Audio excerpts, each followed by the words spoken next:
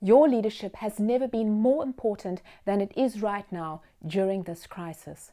In fact, how you lead during the crisis will be remembered far more than how you ever led in normal times gone by. And whether as a leader you find yourself busier than ever, or on the other side, really struggling with not being busy enough, there is one thing that all leaders have in common. And that is the question, how do you lead in times of uncertainty? The truth is, we prefer the certainty of bad news than uncertainty. Allow me to illustrate using a pre-lockdown example. Imagine you're sitting at the airport waiting to board your flight. You're on your way home from a very important meeting. And as you're sitting there, you're waiting for the gate number. You look up and you notice that your flight has been delayed. You don't know by how much, and you don't know why it's been delayed. You sit there, you keep glancing up at the board, and continually the message is flight delayed, with nothing further to add. Just when you think you can't take it anymore, you glance up once again and you notice your flight has been cancelled. Yes, it's bad news. But albeit bad news, you would rather have that news than sitting around wondering what on earth you should be doing.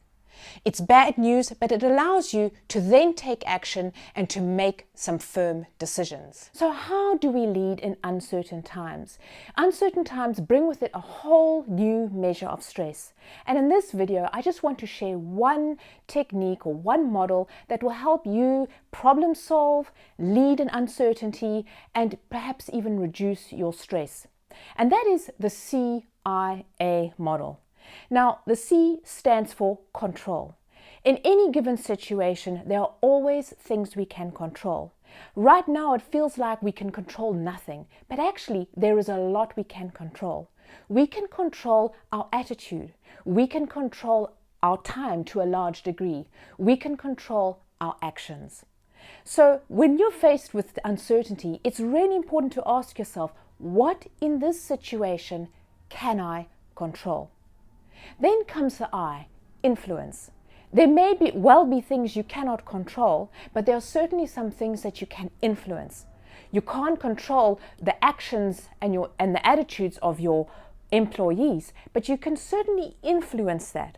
You can influence that by being there for them, talking with them, showing that you are supporting them in whatever way you possibly can. You can influence their actions and their attitude. And the A stands for accept. What in this situation do you simply need to accept? Perhaps you are finding it really hard working within the constraints at home with perhaps other responsibilities that you're trying to juggle. Well, now is the time to actually look at that and say, I do need to accept this. There is nothing I can do to change this. And it's actually really important to identify those things we need to accept because it helps us reduce our stress. And secondly, it also helps us focus our efforts on the things we can control and the things we can influence. And influencing and accepting things is not a lack of leadership. In fact, it's actually a sign of maturity. It's a sign of maturity to look at the whole picture and putting things into perspective. It allows us to free up our energy and to be far more focused on the things we can be constructive about, the things we can control, and even the things we can influence. So as you go this week, I would like to leave you with that little thought. What about this situation can you control? What can you influence? And what do you simply need to accept? This will really help you solve some problems that you might be facing right now. It'll help you manage your time better, and will certainly help you manage your stress levels.